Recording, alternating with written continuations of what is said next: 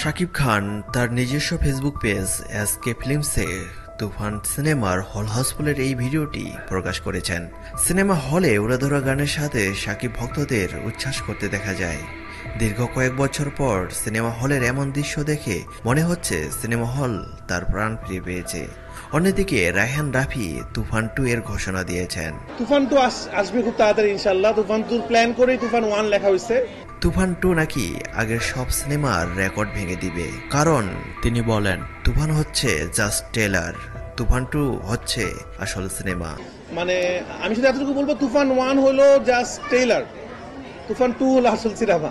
তো তুফান 2 তে আরো অনেক অনেক অনেক অনেক বড় চমক আছে।